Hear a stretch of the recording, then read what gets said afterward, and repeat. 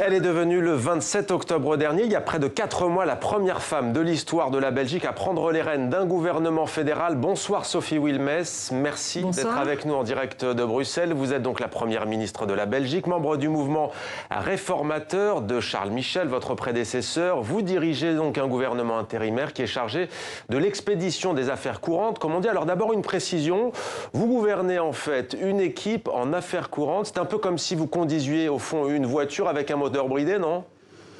Pas tout à fait. En fait, les affaires courantes sont prévues dans notre dispositif. Ça veut dire quoi, les affaires courantes?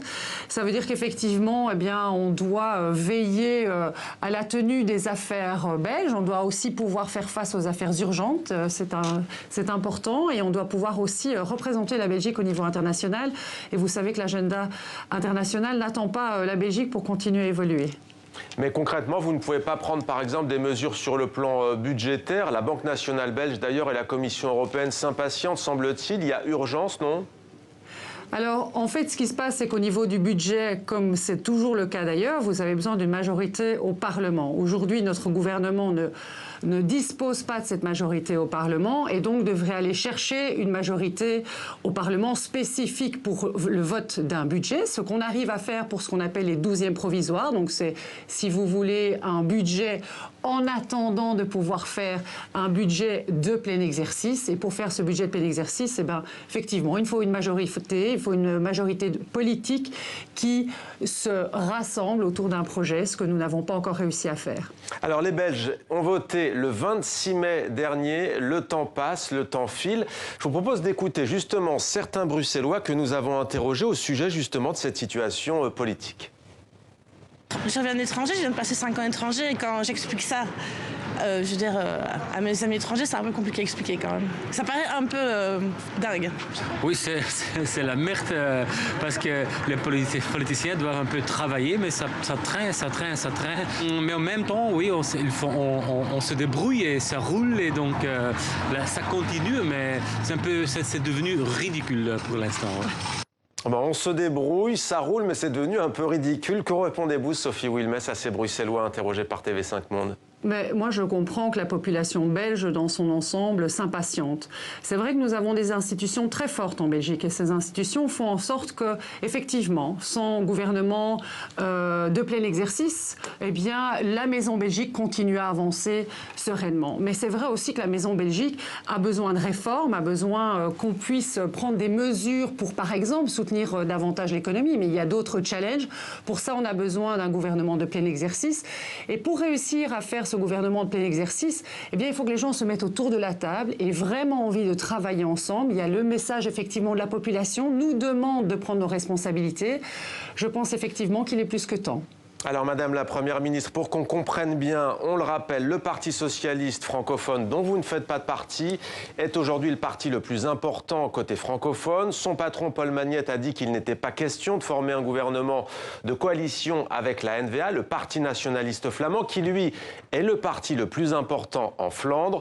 On va écouter Bart De Wever, le président de cette même NVA, qui s'exprimait hier soir. Il le dit avec ses propres mots, la Belgique de papa, c'est fini. La Belgique est presque finie, la Belgique à papa c'est fini, ça ne fonctionne plus, mais pour l'instant ils ne sont pas capables d'accepter cette réalité. Très franchement, Sophie Wilmès, s'il était politologue, on dirait qu'il n'a pas totalement tort, Bart De Wever, non ?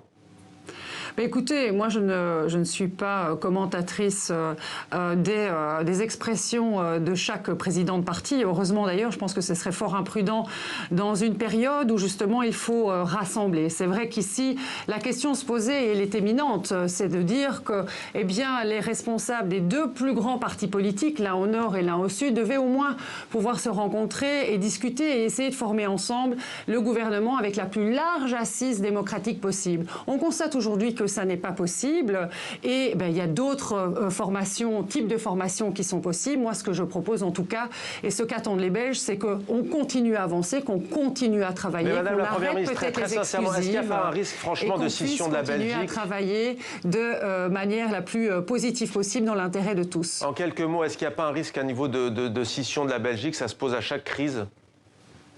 Vous savez, moi je constate que ce soit dans les sondages ou même au niveau des urnes, il n'y a pas de majorité pour souhaiter ou pour réaliser la scission de la Belgique. La Belgique, c'est un pays particulier, c'est vrai, qui est très riche de ses différences.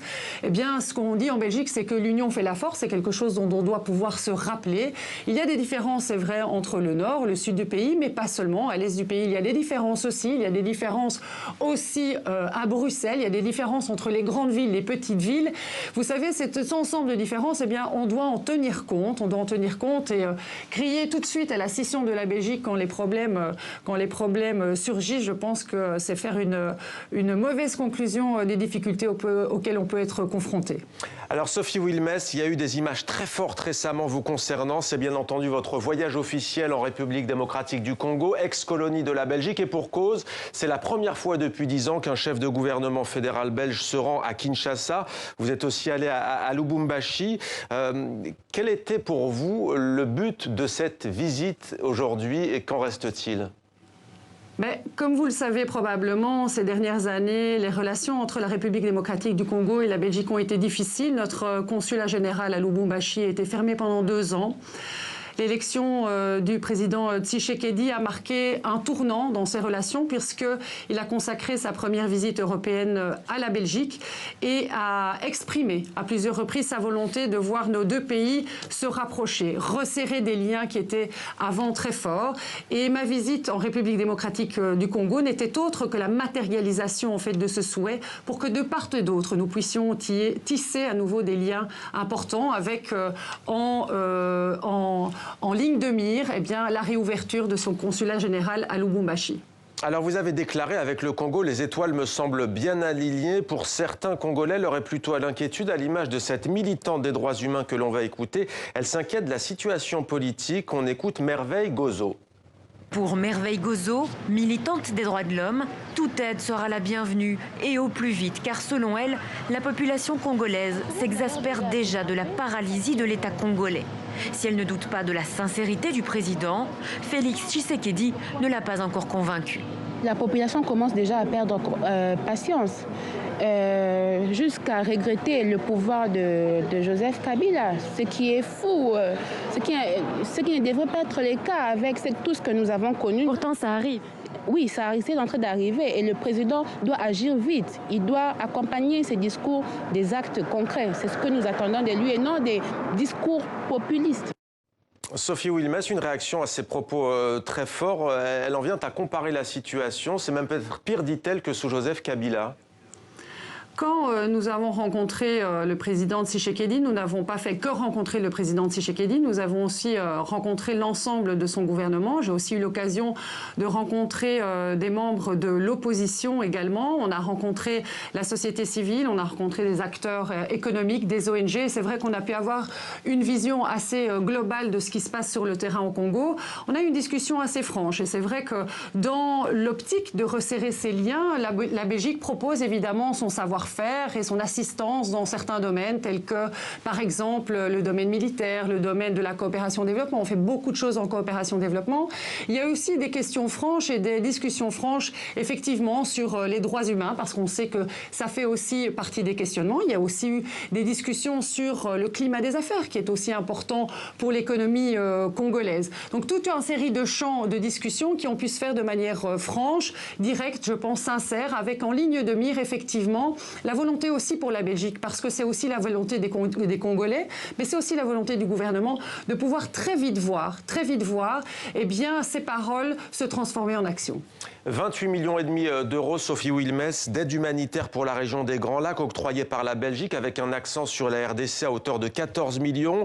S'agissant du Sahel, vous aidez à hauteur de 18 millions d'euros. Ça, c'est pour le volet humanitaire. Sur le plan sécuritaire, au Sahel, comment la Belgique peut-elle aider les pays de la région à lutter contre les groupes djihadistes ?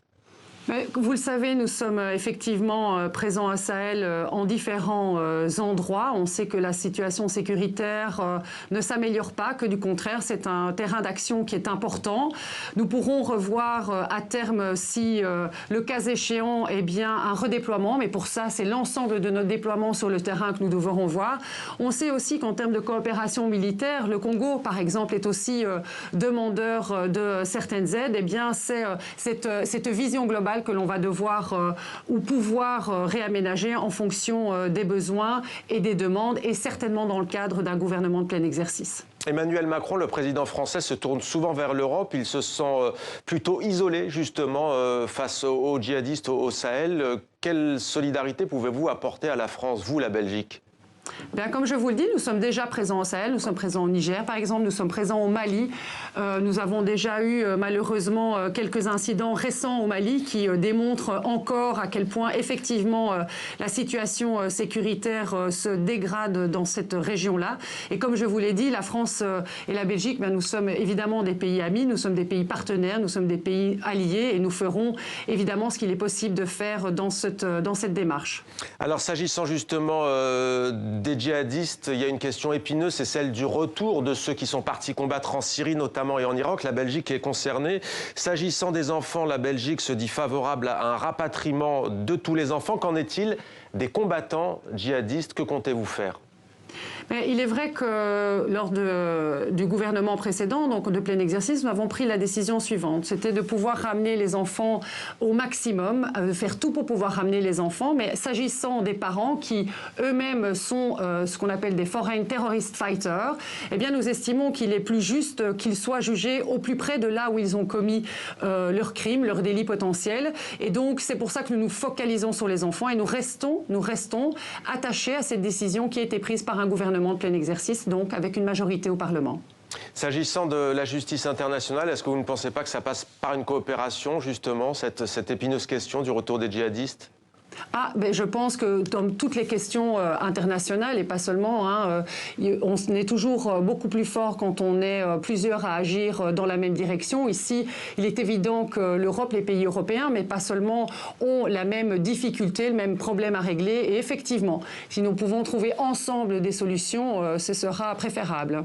La Belgique, pilier de la francophonie, l'Organisation internationale de la francophonie fêtera le mois prochain ses 50 ans. Une nouvelle ère s'ouvre. Quel rôle souhaitez-vous pour la Belgique au sein du vaste espace francophone ?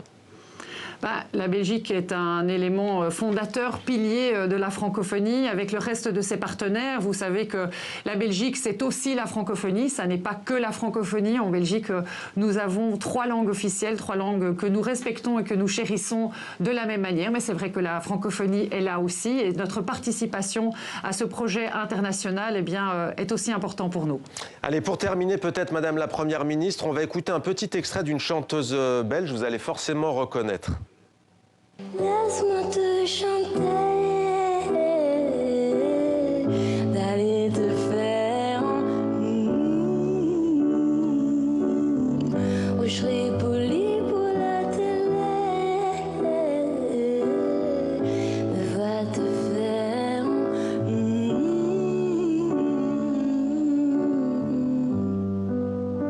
Voilà, puisqu'on parlait de francophonie, Angèle, c'était aux Victoires de la musique il y a quelques jours. Elle est devenue une artiste ambassadrice, si l'on peut dire, de la francophonie à travers le monde. Que vous inspire cette chanteuse, notamment ce texte engagé qu'on vient d'entendre, qui se veut féministe ? Il se veut féministe, il se fait engager et je dois dire que moi j'aime beaucoup cette artiste, j'aime vraiment beaucoup cette artiste parce que c'est une artiste complète, c'est une artiste effectivement qui fait passer des messages je pense importants pour notre société. Elle écrit, elle chante, elle est comme je vous dis une artiste complète et c'est vrai que c'est aussi quelque chose qu'elle décrit comme ayant été une difficulté dans son parcours d'artiste, c'est qu'on la reconnaisse comme une artiste complète et pas seulement comme une chanteuse. Ça aussi ça peut être un engagement féministe. Merci beaucoup Sophie Wilmès, Premier ministre de la Belgique. Merci d'avoir répondu à nos questions dans 64 minutes sur